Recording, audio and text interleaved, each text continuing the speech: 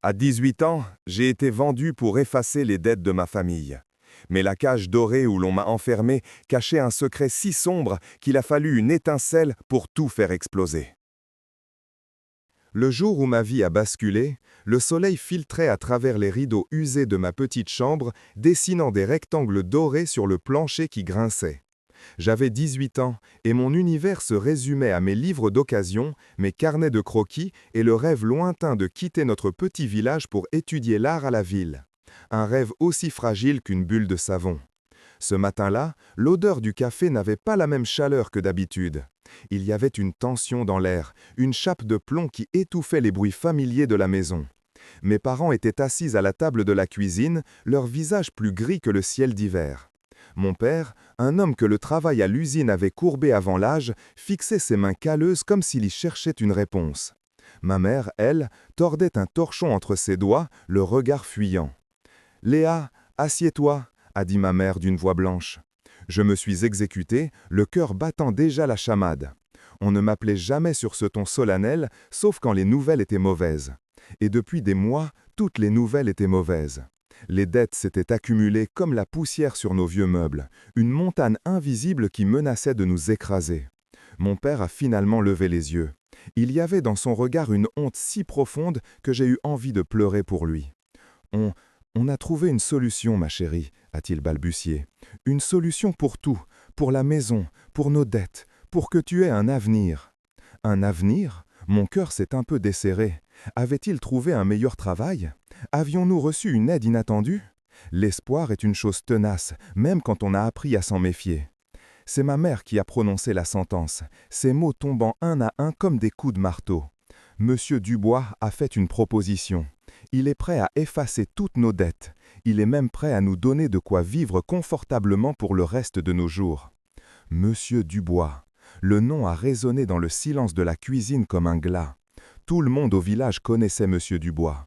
Il vivait reclus dans son immense manoir sur la colline, une bâtisse sombre qui semblait nous toiser de haut. On disait de lui qu'il était immensément riche, mais aussi excentrique et solitaire. On disait surtout qu'il était vieux, terriblement vieux. Plus vieux que mon propre père, qui avait déjà des cheveux blancs. Sa femme était morte des années auparavant, dans des circonstances que les commères du village se plaisaient à enjoliver de détails sordides à chaque nouvelle version. J'ai regardé ma mère, ne comprenant pas le lien. Une proposition? Quel genre de proposition? Elle a pris une grande inspiration, incapable de me regarder dans les yeux. Il souhaite se remarier. Il cherche une jeune femme pour lui tenir compagnie. Une épouse. Le monde s'est mis à tanguer. Les rectangles de soleil sur le sol se sont déformés et le bruit de mon propre sang qui pulsait dans mes oreilles est devenu assourdissant. J'ai ri, un rire nerveux, hystérique, qui s'est terminé en sanglots. Non, vous ne pouvez pas être sérieux. C'est une blague, une mauvaise blague. Léa, s'il te plaît, essaie de comprendre, a supplié mon père, sa voix brisée. Nous n'avons pas le choix. La banque va saisir la maison le mois prochain. Nous serons à la rue. C'est ça ou la misère totale. Alors la misère, ai-je crié, me levant d'un bond. Je préfère la misère. Je peux travailler. Je trouverai un deuxième, un troisième emploi. Mais pas ça, pas lui. C'est un vieil homme, un étranger. C'est un homme respectable et généreux, a rétorqué ma mère, sa propre panique se muant en colère. Tu auras tout ce dont tu peux rêver, une belle maison, des robes, de la sécurité. Tu arrêteras de voir ça comme un sacrifice et tu verras la chance que tu as. Tu nous sauves, Léa, tu sauves ta famille. Ces mots étaient censés me convaincre, mais ils m'ont transpercé comme des éclats de verre. Je n'étais pas leur fille, j'étais leur monnaie d'échange. Ma jeunesse, mon corps, mon avenir, tout cela n'était que le prix à payer pour effacer une ardoise. Les jours qui ont suivi ont été un cauchemar éveillé. La rencontre fut organisée. Monsieur Dubois est venu chez nous. En entrant dans notre modeste salon, il semblait aspirer toute la lumière et l'air. Il était encore plus âgé que je ne l'imaginais. Sa peau était parcheminée, ses cheveux d'un blanc argenté étaient rares et il se déplaçait avec une lenteur calculée, appuyé sur une canne en bois sombre. Mais ce n'étaient pas ses rides qui me glaçaient le sang, c'étaient ses yeux. D'un bleu pâle, presque délavé, il semblait tout voir, tout analyser, sans jamais rien révéler. Il ne m'a presque pas adressé la parole, discutant des termes de l'accord avec mon père comme s'il achetait un meuble. Je n'étais qu'un objet dans la pièce, une clause du contrat. Le mariage a eu lieu 2 semaines plus tard. Une cérémonie sinistre dans une mairie déserte. Je portais une robe blanche simple que ma mère avait choisie et qui me semblait être un linceul. Mes parents étaient les seuls témoins. Leur visage était un mélange de soulagement coupable et de tristesse infinie. Quand le maire a prononcé les mots, j'ai senti la main de Monsieur Dubois, sèche et froide comme du papier, se refermer sur la mienne pour y glisser une alliance lourde et glacée. Je n'ai pas pleuré. J'avais l'impression d'être sorti de mon propre corps, observant cette scène tragique de loin. Après la cérémonie, il m'a conduite à son manoir. Le trajet en voiture s'est fait dans un silence de mort. En franchissant les grilles en fer forgé, j'ai eu l'impression d'entrer dans une prison. La maison était encore plus imposante et lugubre de près. À l'intérieur, tout était sombre, silencieux, sentant la cire et la poussière. Des meubles massifs recouverts de draps blancs peuplaient les pièces comme des fantômes. Chaque pas que nous faisions résonnait sur le marbre du hall d'entrée. Ma gorge était si serrée que je pouvais à peine respirer. C'était donc ça, ma nouvelle vie, la cage dorée de ma mère. Il m'a guidé à travers de longs couloirs obscurs, sans un mot. Mon imagination, nourrie par les histoires d'horreur et les rumeurs du village, s'emballait. J'imaginais le pire, la nuit de noces, l'horreur d'être touché par cet homme qui pourrait être mon grand-père. Chaque porte que nous passions me faisait frissonner. Il s'est finalement arrêté devant une lourde porte en chêne sculpté. Mon cœur menaçait de sortir de ma poitrine. C'était sûrement la chambre principale, sa chambre, notre chambre. Il a tourné une clé massive dans la serrure et a poussé la porte. « Entrez », a-t-il dit de sa voix grave et monotone. Tremblante, j'ai obéi. Mais l'intérieur n'était pas du tout ce à quoi je m'attendais. La pièce était immense, certes, mais lumineuse.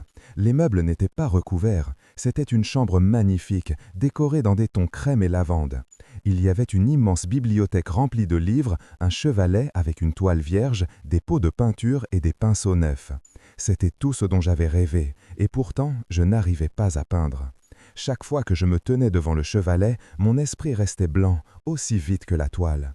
Comment capturer la beauté quand on se sent si laide à l'intérieur? Comment peindre la vie quand on a l'impression d'être morte? Ma seule occupation était d'explorer le manoir, du moins les parties qui m'étaient autorisées. Je déambulais pendant des heures dans les salons figés dans le temps, soulevant les draps blancs pour découvrir des meubles d'autre époque, le tout recouvert d'une fine pellicule de poussière qui dansait dans les rares rayons de soleil. La maison était un musée endormi, un mausolée. Et toujours, mon chemin me ramenait inévitablement vers le couloir interdit, celui qui menait à l'aile ouest. Il était plus sombre que les autres, et il semblait toujours y régner un courant d'air glacial. La porte au bout était identique à toutes les autres, mais elle pesait sur mon esprit d'un poids immense. Qu'y avait-il derrière? La curiosité, d'abord simple démangeaison, est devenue une obsession lancinante. J'échafaudais des théories toutes plus folles les unes que les autres. Cachait-il une fortune? Un parent malade et difforme? Était-ce la chambre de sa défunte épouse, conservée comme un sanctuaire macabre? Cette dernière idée me donnait la chair de poule. J'avais l'impression que le fantôme de cette femme errait dans les couloirs, me regardant, me jugeant d'avoir pris sa place. Un jour, j'ai remarqué un détail qui a attisé le feu de ma curiosité. Chaque matin, après le petit déjeuner, Madame Élodie préparait un plateau. Pas pour moi, ni pour Monsieur Dubois, qui, je l'avais appris, prenait ses repas dans son bureau. C'était un plateau simple, une soupe, du pain, un verre d'eau. Et chaque matin, je la voyais s'engager dans le couloir de l'aile ouest, le plateau à la main, pour en ressortir quelques minutes plus tard, le plateau vide. Il y avait donc quelqu'un. Quelqu'un vivait reclus dans cette partie de la maison. Mon sang s'est glacé. Était-ce un prisonnier? Une victime? L'interdiction de mon mari a pris une tournure bien plus sinistre. Ce n'était plus une simple excentricité de vieil homme, c'était un secret lourd et potentiellement dangereux. Une nuit, un orage terrible a éclaté. Le vent hurlait contre les fenêtres et la pluie cinglait les vitres avec une violence inouïe. La foudre zébrait le ciel, plongeant la maison dans des flashs de lumière blafarde suivis d'une obscurité profonde. Soudain, au milieu du fracas d'un coup de tonnerre particulièrement proche, je l'ai entendu. C'était faible, presque imperceptible, porté par le courant d'air du couloir maudit. Un son qui n'était ni le vent ni la pluie. C'était un son humain, un sanglot, Un long sanglot déchirant, plein d'une tristesse si profonde qu'il m'a transpercé le cœur. Il venait sans aucun doute de l'aile ouest. Je suis resté pétrifié dans mon lit, l'oreille tendue, mais le son ne s'est pas répété, noyé par le déchaînement des éléments. Mais je l'avais entendu, je n'avais pas rêvé. À partir de cette nuit-là, je savais que je ne pourrais pas obéir. La peur que j'éprouvais pour ma propre sécurité était désormais supplantée par une angoisse terrible pour la personne qui pleurait dans le noir. Je devais savoir, je devais comprendre. J'ai commencé à observer Madame Élodie avec une attention nouvelle, non plus comme une geôlière, mais comme la détentrice d'une clé. Littéralement. Elle portait en permanence à sa ceinture un trousseau de clés anciennes et rouillées. Parmi elles, une se distinguait, plus grande, plus ouvragée que les autres. J'étais persuadé que c'était celle de la porte de l'aile ouest. Mais comment m'en emparer? Elle ne quittait jamais son trousseau, même lorsqu'elle travaillait dans les jardins. L'opportunité s'est présentée une semaine plus tard, de la manière la plus banale qui soit. J'étais dans la cuisine, me servant un verre d'eau, faisant semblant de ne pas prêter attention à Madame Élodie qui polissait l'argenterie. Le facteur a sonné à la porte d'entrée, avec un colis recommandé qui exigeait une signature. C'était inhabituel. Agacée d'être interrompue, la vieille femme a grommelé et s'est dirigée vers le hall. Et c'est là qu'elle a commis l'erreur que j'attendais depuis des jours. Le trousseau, lourd et bruyant, la gênait pour écrire.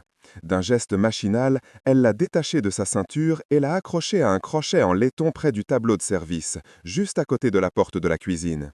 Elle pensait en avoir pour 30 secondes. Mon cœur s'est emballé, battant à tout rompre contre mes côtes. C'était ma chance, ma seule et unique chance. J'ai entendu sa voix sèche et le grattement de son stylo dans le hall. Elle serait de retour d'une seconde à l'autre. Le temps semblait s'être arrêté. Le tic-tac de la grande horloge du couloir résonnait comme des coups de marteau dans ma tête.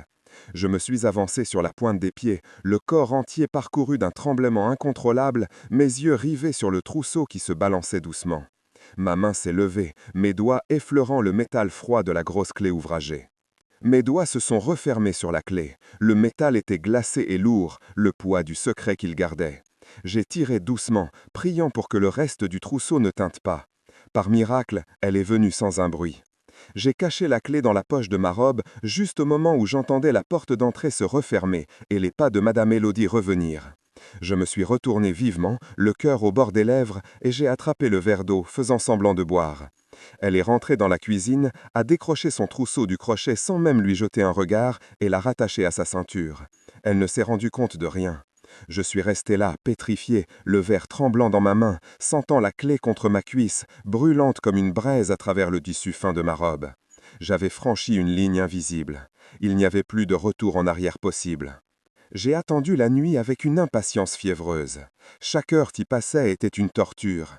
J'ai essayé de lire, de dessiner, mais les mots et les lignes se brouillaient devant mes yeux.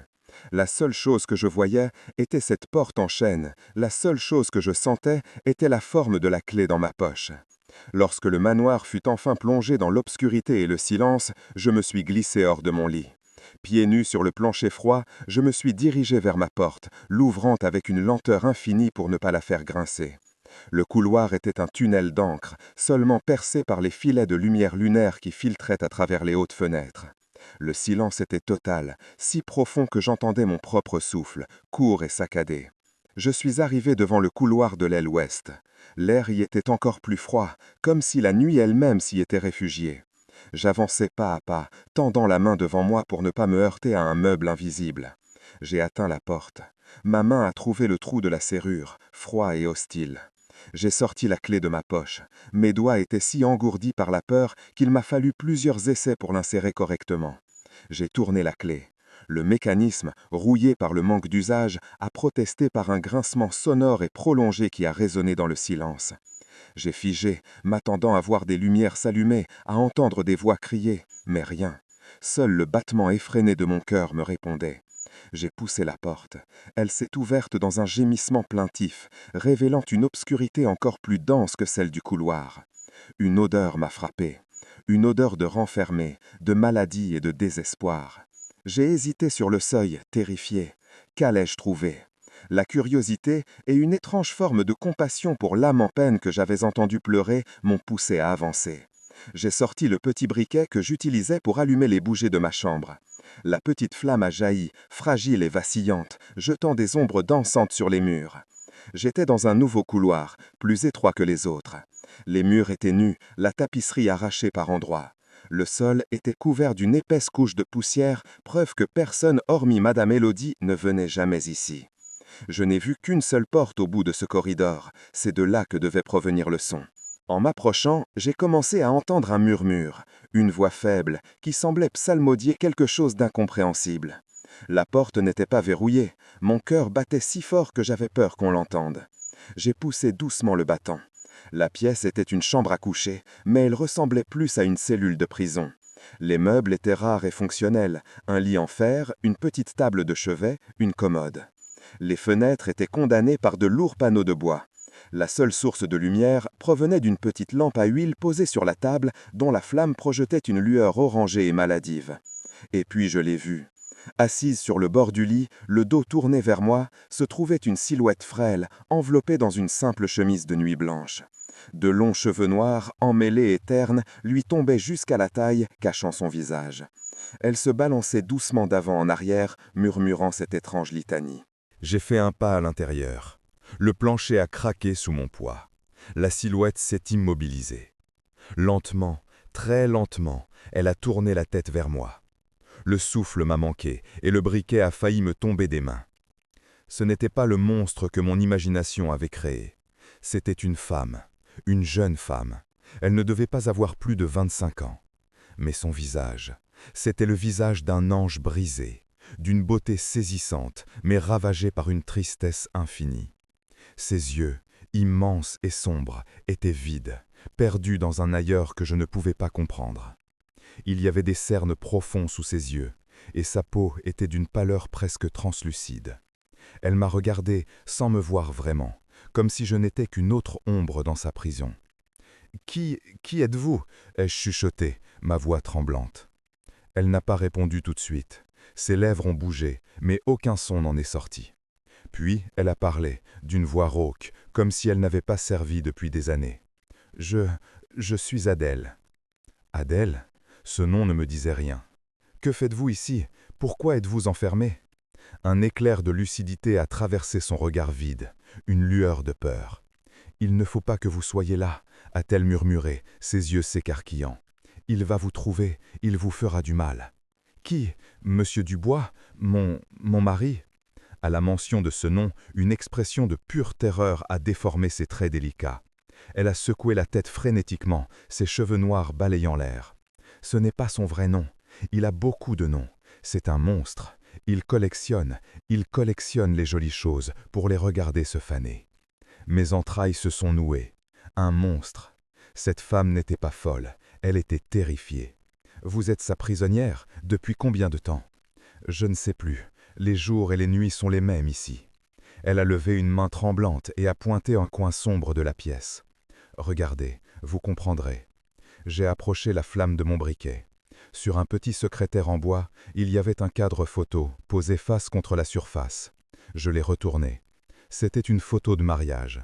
Un homme, beaucoup plus jeune, au sourire charmeur, posait à côté d'une mariée radieuse, dont le visage était illuminé par le bonheur. J'ai reconnu Adèle.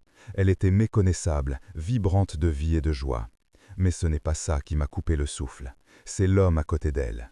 Malgré les années, les rides et les cheveux blancs, il n'y avait aucun doute possible.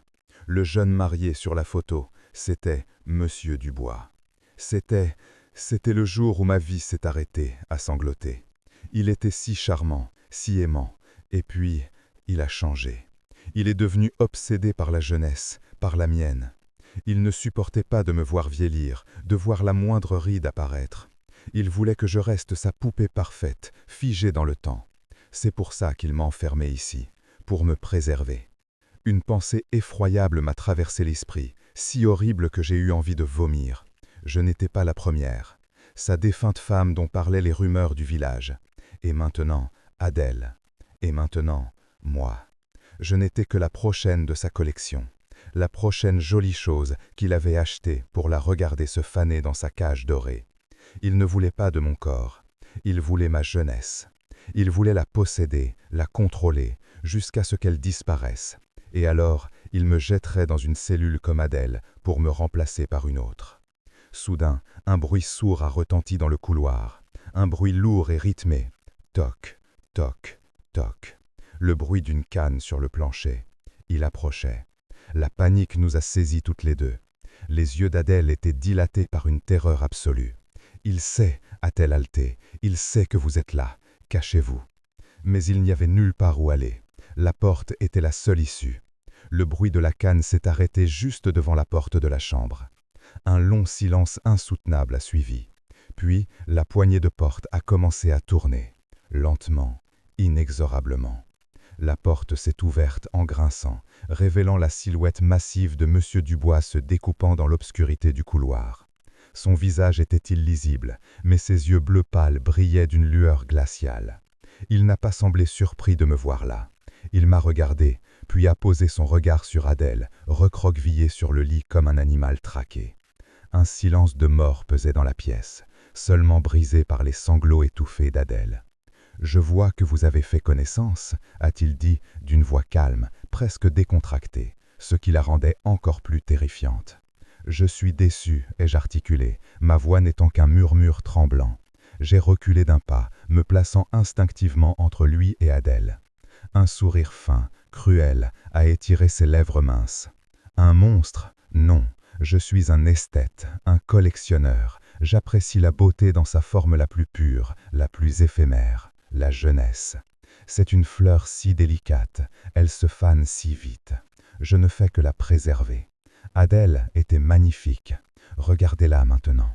Le temps l'a flétrie.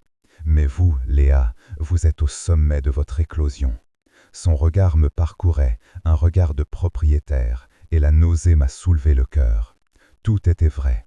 J'étais la nouvelle fleur de sa collection macabre. La peur menaçait de me paralyser, mais en voyant la terreur absolue sur le visage d'Adèle, une colère froide et pure l'a supplantée.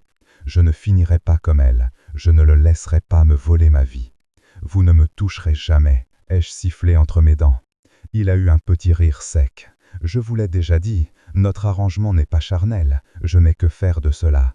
Je veux simplement vous observer, vous voir vivre dans cette maison, vous voir peindre, vous voir rire, jusqu'à ce que la première ride apparaisse sur votre front. Alors, une autre chambre comme celle-ci vous attendra, et je trouverai une autre fleur. C'est le cycle des choses. » Il a fait un pas dans la pièce, levant sa canne.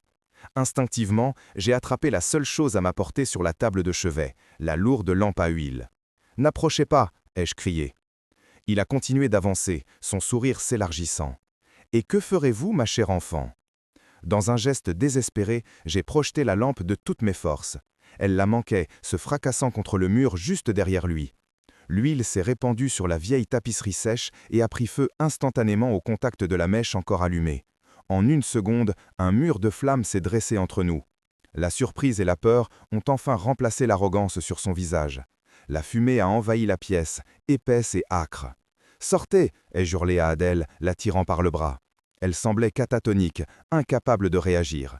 Je l'ai secouée violemment. « Adèle, il faut partir, maintenant !» Le choc l'a tirée de sa torpeur. Le feu se propageait avec une rapidité effrayante, dévorant les boiseries anciennes. La fumée nous piquait les yeux et nous brûlait la gorge. De l'autre côté des flammes, j'entendais M. Dubois tousser et jurer.